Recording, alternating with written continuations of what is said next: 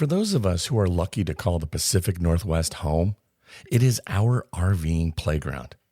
But for many, visiting the Pacific Northwest is a bucket list destination.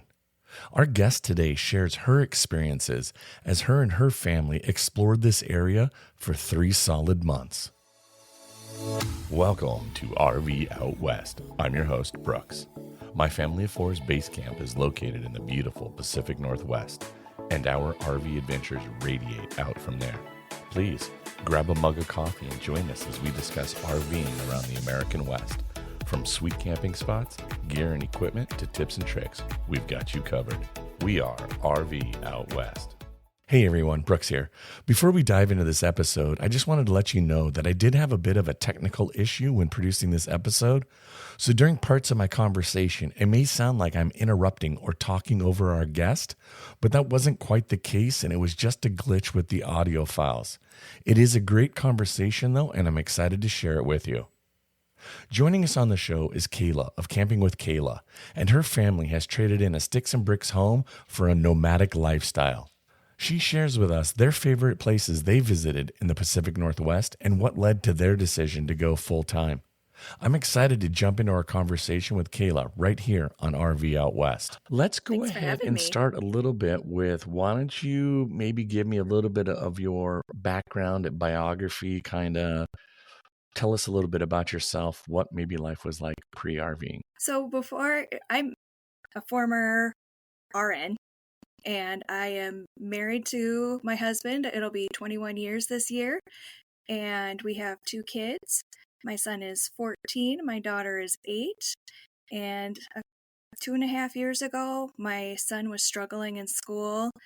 It was hard for me to hold a full-time job while trying to take care of him. And, we just had enough of everything going on, and we decided to go for a reset.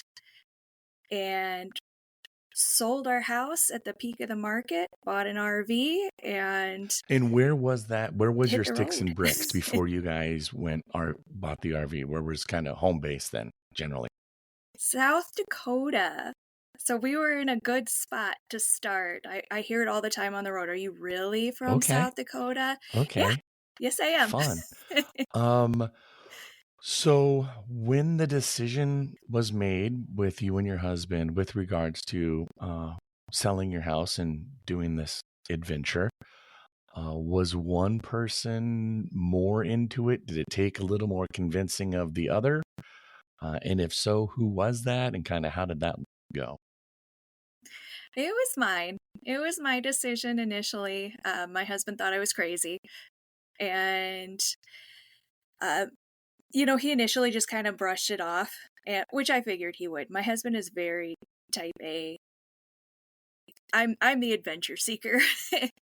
But then COVID happened, and then all the stuff with my son that was going on, and he just was like, why don't we just do a reset and just start over? How has living full time in the RV been a little bit, different, or what, from your expectations of kind of what you thought it was going to be like to what reality is? How's that been? Initially I thought it was going to be like camping. I love camping. My whole family loves camping. We used to go camping every single summer all over the place. We never actually owned an RV before we bought our RV. We used to camp either in a tent or in cabins. After the kids were born, we would do more cabin camping. But we considered RV camping, that's just glamping, right? We're going to go out, we're going to go camping and do all these fun things. It's not like that. It's not, you're doing the same stuff that you would normally do in your house, just in a smaller version of your house. So one of the greatest challenges we've had living full-time in the RV was probably within the first 6 months of just learning how to live with each other and being in a confined space for longer periods of time. We were so used to being away from each other. I would get up and be gone to work in the hospital before my kids even woke up. We were constantly running around from activities that once we actually started traveling full time and having to be together, that was a challenge. It was challenging to get to really know each other and spend time together. And then another challenge that we faced was with my son, who I had to teach him that it was okay to fail. He was so programmed in school to believe that if you failed a test, if you failed a class, if you failed an assignment, that there was no going back. You were just done. It was a failure. You are a bad person. And I had to really work with him to rewire that train of thought, to get him to understand that failure is really just your first step in learning, and you're still learning. So if you didn't get it right the first time, you have the opportunity to do it again. So that was something that was a challenge working with him. But after, Okay. I would And say, the when first you set off 6 on this months adventure, of you being on the guys, was it road, like, okay, we're we going to all do a started to year? just kind of And figure it then just out. kind of as And that things started to get year a end lot better for approached, all of did us. you and your husband just kind of have a conversation and be like, you know what, this is going well, let's keep doing it? Or were you like, as you're traveling, you're like, okay, this could be a cool area. Maybe we want to relocate here. Maybe we don't want to go back to South Dakota. Maybe we want to go live in this area or wherever it might be. Kind of, what did that look like? We've had all of those conversations. After our first 8 months, and we were coming back to South Dakota for the summer, it was well, this is working for us. Maybe we just continue on, and we'll try it a whole year and come back next summer and see how it looks. This year, we've kind of stopped at a few more places where we're like, we could live Nice. here. If we were to stop traveling, this would be a nice That's area to good. stop at. That's And good. this year we've actually hit Well, all let's 50 talk about states. the So we've Pacific been to all Northwest. 50. You guys So I feel spent pretty the confident of summer which out states I here would in want to the stop in. Pacific Northwest this past summer. Why don't you give me kind of a high level overview of kind of what, kind of your route in different areas you were in, and then we can kind of dive into some of those places. So our trip to the Pacific Northwest was actually accidental. Sort of. We were initially supposed to drive in through Canada and head over into Alaska for the summer. And we were going to spend the summer in Alaska. And a few things fell through for us right as we were getting ready to head off into Canada. So Okay. And whereabouts, kind of tell me we made about a some new of the plan. places you We made visited our while way you were in each of into those states. Idaho and then over into Oregon and Washington. So we started in Oh, Idaho, fun. and we were at the American Falls, and we stayed at an RV park there. Okay. That's a really great place for side by sides. And it's actually about 30 minutes outside of West Yellowstone. So while we were there, we made a trip to Yellowstone National Park, and then we made our way to, I gotta double check here. We went Okay. to Victor, Idaho. And that one is about 45 minutes right outside of Grand Teton National Park. We're kind of national park buffs. We've hit about almost half of all of them in the United States. So we made our way over to the Tetons, Grand Tetons.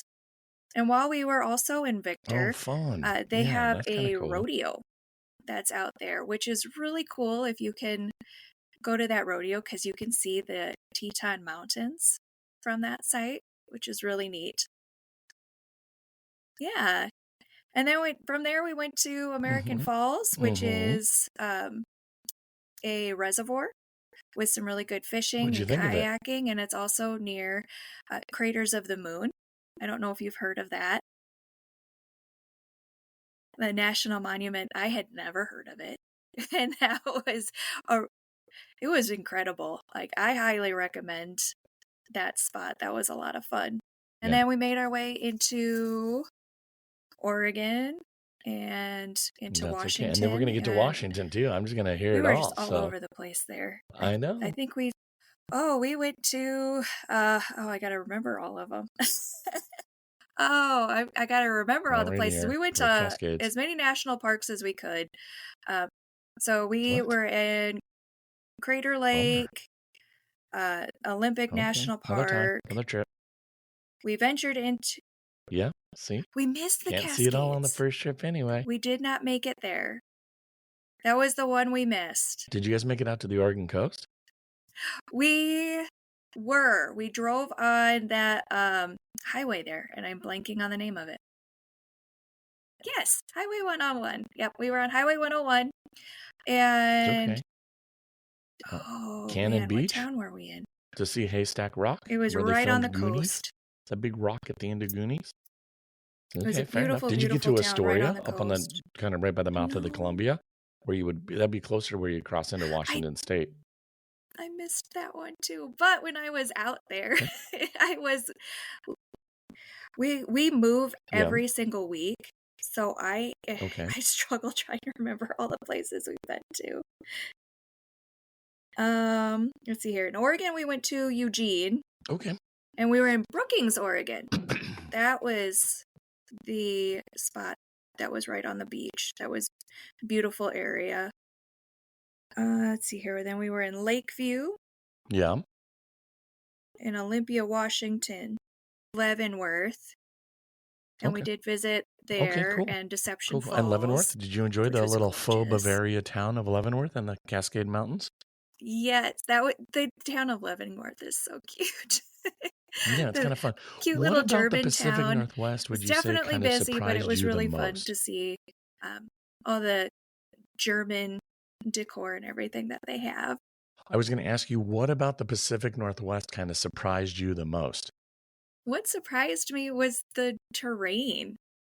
From Idaho, it was, my husband and I talked, it was kind of more of a desert feel. It was more brown. And then even when we got into Vantage, Washington, it was still kind of a desert feel. I expected a lot of trees. And then when we got further to the coast and we were like in Olympic National Park, then there was just so many different, like the Hoh Forest, rainforest was just so beautiful. And then you're on the coast, next to the ocean. It's like being in a totally different place, and epicenter, we it's have a just right next rainforest, door. It was crazy, alpine just how mountains, vast the ocean, and how a rainforest, different a desert. it is, just depending and on wheat where you fields, are. like the rolling wheat fields. So we have all these different ecosystems. It's pretty interesting. Well, let me ask you this. Where's one place that you guys wished when you were here that you maybe had a little bit more time to explore?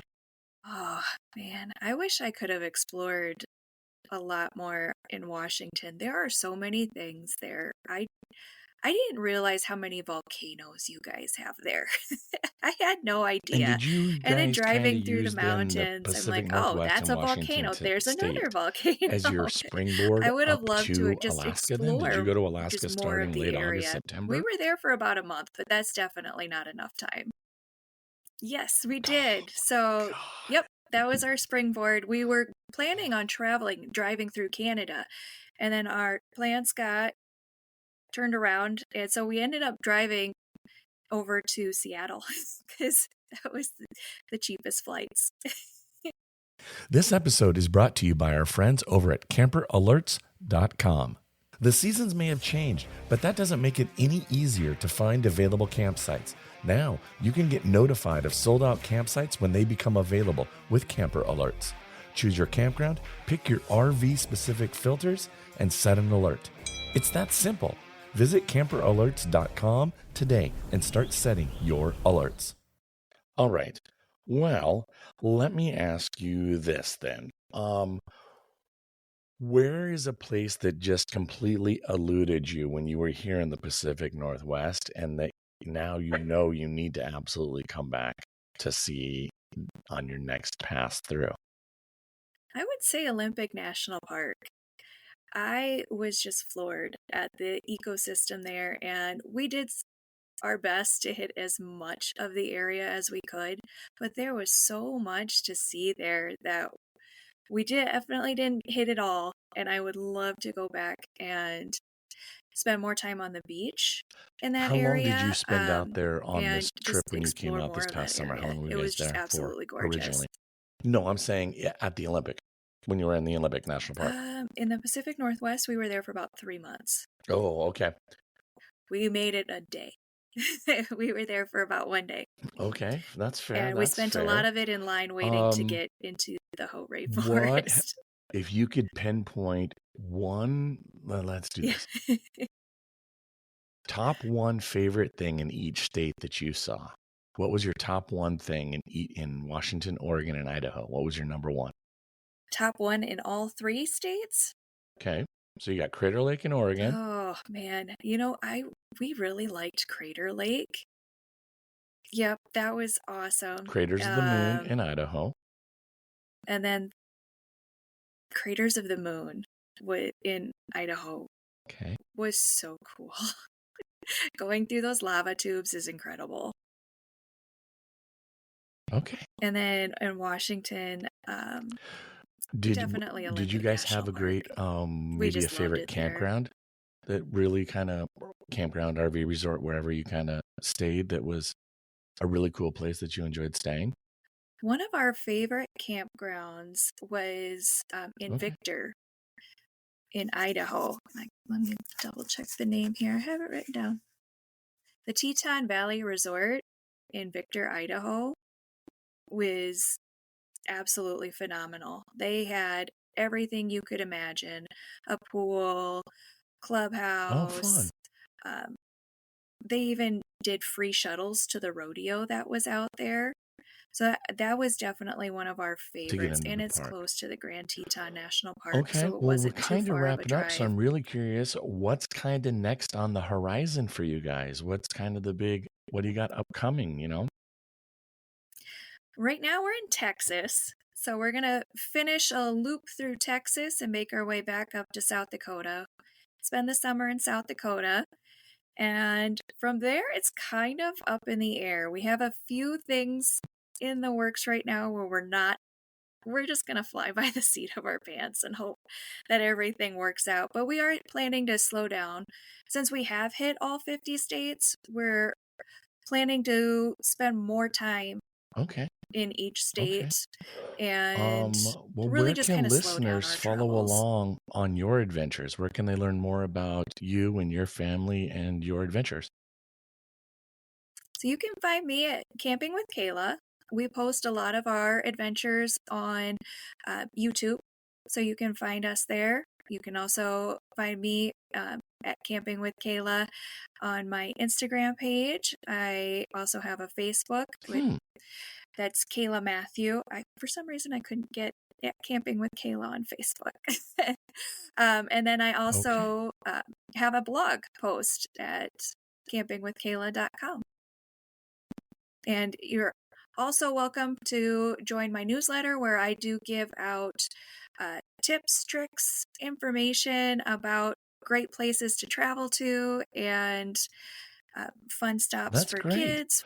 Well, great Kayla, places thank to you visit. so much I give for out all taking the the time out of your information. I don't evening gatekeep. to join us here on RV Out West. I really, really appreciate it. Thank you again for listening to RV Out West. I sincerely appreciate it.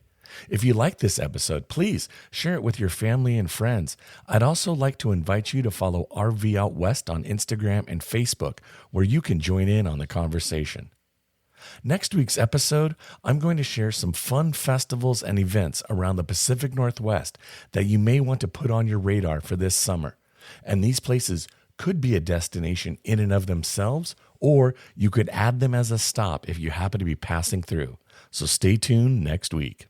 Thanks so much for listening to RV Out West. Join us again next week. Please like and subscribe to our podcast on Apple Podcasts or wherever you choose to get your podcasts so you never miss an episode. I sure would appreciate it if you left a rating or a review of the show. Special thanks to Scott Holmes Music for providing us the intro song, We Are One.